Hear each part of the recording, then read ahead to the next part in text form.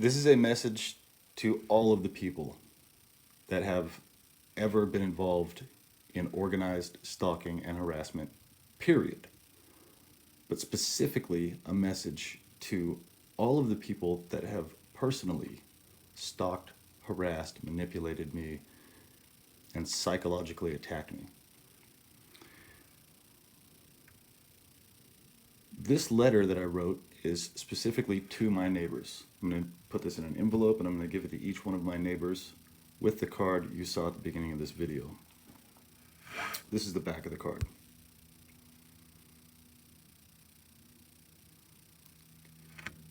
Okay, you can pause the screen if you want to check that out. This is my letter to all of my neighbors. If you just received my letter and my card, this is to you specifically. I hope you're not involved in this. I don't think everyone in the neighborhood is involved. I do know that specific neighbors for sure are. So this is to you. This is to all of you. Involved, not involved.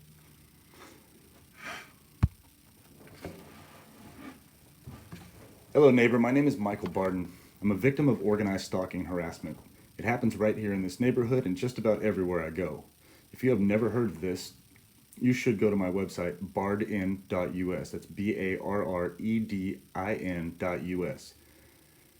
There you can find interviews with former CIA, NSA, doctors, scientists, etc., covering the topic so you can further understand what I'm talking about.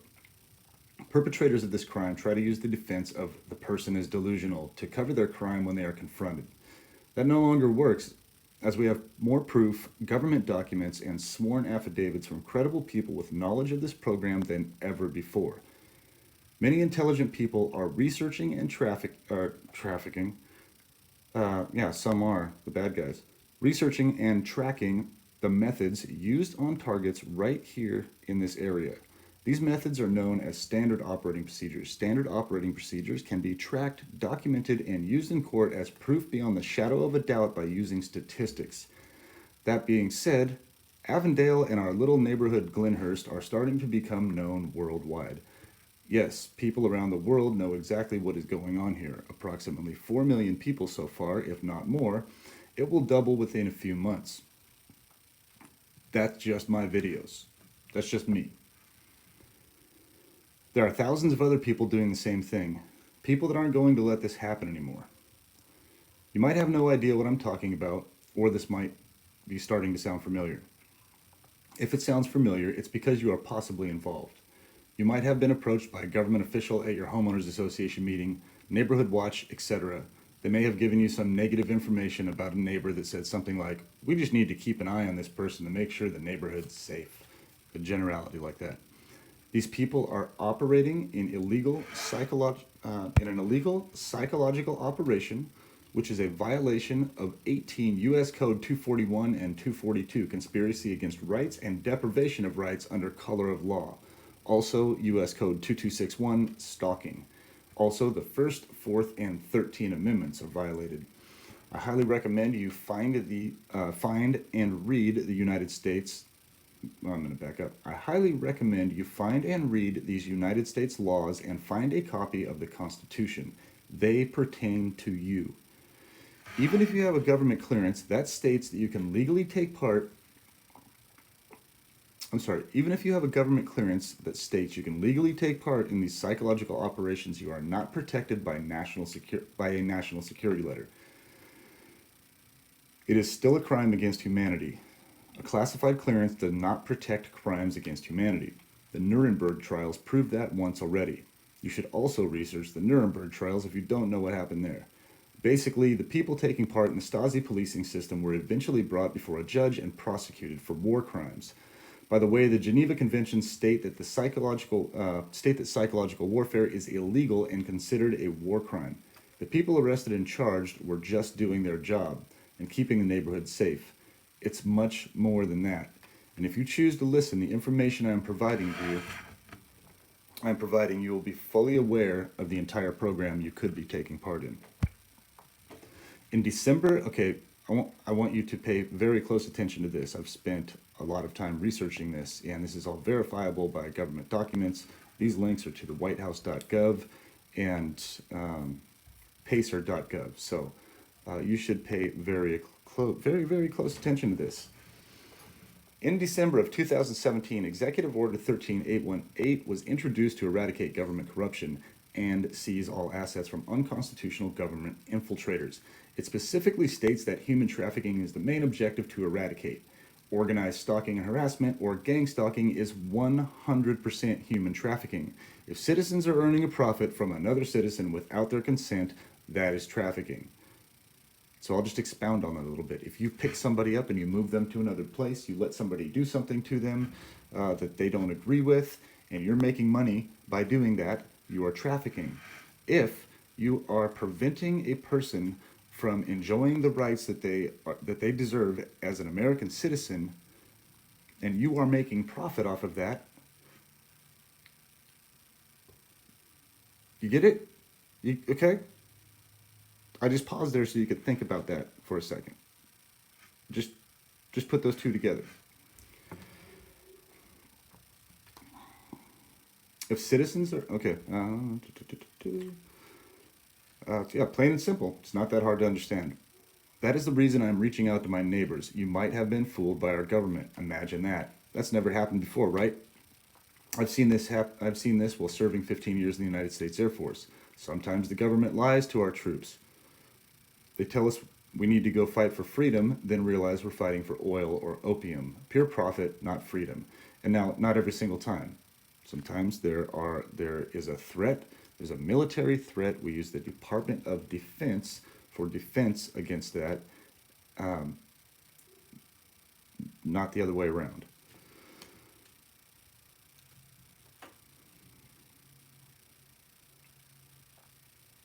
But sometimes we do, which is why we have so much chaos in the world right now. All right, so sometimes the government, I'm sorry, I'd have to pause here a second. It's hard for me to read through this. Sometimes the government lies to the troops. They tell us what we need to go fight for freedom. I don't want to see my fellow Americans fooled in the same fashion. Our country is being divided now like never before, and I want to do everything I can in my power to help bring us back together. Again, the executive order states that all perpetrators of government corruption will be prosecuted and all assets will be stripped. That means that everything a gang stalker has earned will be seized. Think about that for a minute. Here's the link to Executive Order 13818. So I'm talking about your new car, your new pool, your all that stuff. They have government auctions every day. And once this goes through, there's going to be the largest government auctions probably ever in history. After the targeted individuals are indemnified for their pain and suffering, for going through organized stalking and harassment, which again is a psychological operation. It's psychological torture, all right? So here's the link to 13818. On March 1st, 2018, the Uniform Code of Military Justice, the UCMJ, was updated to allow the United States military to legally arrest and detain American citizens. So that wasn't a possibility before January 1st at midnight. December 31st, midnight. January 1st, that went into effect. The United States military can now arrest United States citizens. And of course, people that are not citizens. Are you starting to see what's happening? Okay, now what you do is go to pacer.gov or look up information on these sealed indictments. Notice how many sealed indictments are going to be served this year. On average, the United States serves around 1,000 of these indictments. I did the research on this. Check this out all of this information is verifiable before I made this video. All of this is verifiable. Please go ahead and prove me wrong. Try to prove me wrong. This year, there are over 70,000 and growing. So I'm going to back up and I'm going to read that again because I cut myself off. On average, the United States serves around 1,000 of these indictments. This year, there are 70,000 and growing. Each of these 70,000 sealed indictments, pay attention here, indictments can have up to 94 co-defendants on each one of them. So that's, okay, pull out your calculator. See what that adds up to. I won't make you all get your calculator out. It's over 6 million. if there's 94 on each one of these 70,000 sealed indictments.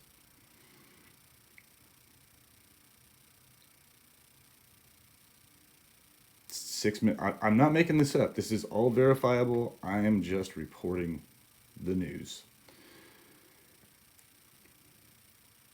Okay? It's pretty mind-blowing, isn't it? How would they arrest this many people all at once? How would they do that? How would they do that? The answer is with a military tribunal. Our troops and supplies from several bases around the world have been brought back to the U.S. for deployment.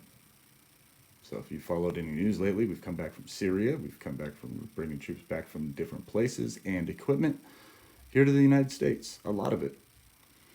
Why would they be sending gear and troops back to the U.S. to deploy? For a military tribunal, of course. It's all right in front of your face. If you choose to be aware and do a little research. If this is the first time you were hearing of this crime, I know it's tough to absorb. It sounds like a weird movie. Just remember that reality is stranger than fiction sometimes. If you have any questions about this at all, anything, please message me at my website, barredin.us, barredin.us. We know who's responsible. We know where the funding comes from. We know which laws have been violated, and we are taking action in court as you are reading this.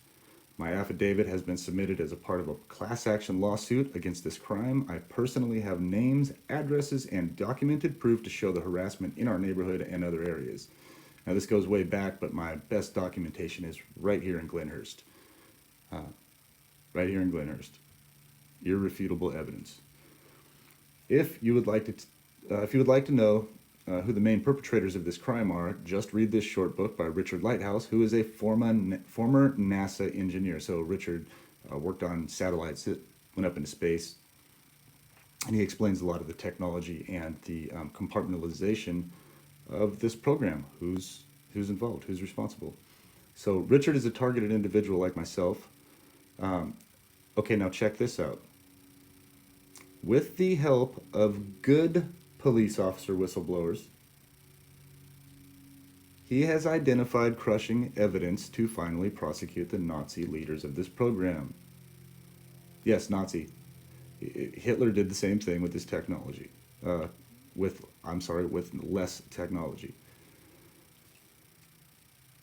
So, Operation Paperclip, we brought over a lot of the scientists, engineers, doctors, psychiatrists from Germany at gunpoint and made them give up their information. And then they put that into operation here in the United States. So that's been building since World War II, right after World War II.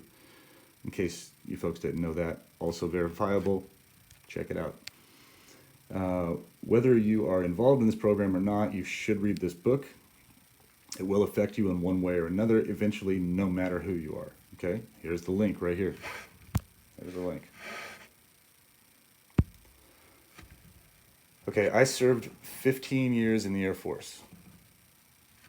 5 as a crash fire rescue firefighter. That was 5 years, state active duty, full-time, 48 hours on, 48 hours off. Firefighter. Drove several fire apparatus. I did that for 5 years. Responded, first responder, but all the things firefighter does. Okay. I was going to leave the military completely and start an insurance agency, start a business. I wanted to start a bigger business and do bigger things. Not that helping people isn't a big thing, but I wanted to be financially independent, and I wanted to make some moves, maybe get into politics later, not politics, but government, and try to fix some things, Seems like the people that have money end up in these positions.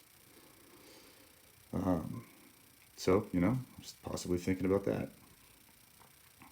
They said when I was leaving, they said, hey, we know you're a photographer. You take pretty good photos. We've seen your photos. You want to be a photographer for the Air Force? Stay here. Just stay in the Air National Guard. Do that. I said, yeah. Next thing you know, I'm at Fort Meade in Maryland, Defense Information School, right across from the NSA. learning to be a multimedia journalist, not a photographer, but a multimedia journalist. Came back, ended up working 3, 4, 6 months out of the year after 9/11. Ran my insurance agency, worked for the military base 3 to 6 months out of the year as a journalist, multimedia journalist, also doing videography and photography. I did all of it, traveled all over for them, did all kinds of that for 10 years. Covering stories, going to fires up in Northern California, going to Florida, going to the Middle East, doing all kinds of stuff. Actually, the Middle East was when I was with the fire department. Anyway, I did 15 years in the military. And with those two jobs, does it, do I sound like a journalist right now? Stuttering? Do these sound like jobs that a violent person would take part in? That a firefighter and a journalist? Would that be the job that a violent person picks? Wouldn't they maybe go into infantry? Not saying that all people that end up in infantry are violent. A lot of times you go in non-classified. You don't know what your job's going to be, whatever they call it. I had a guaranteed job when I went in. I had Adam sign, hey, I'm going to be a firefighter when I get back. Okay. Some people don't know that. So, but think about that for a minute.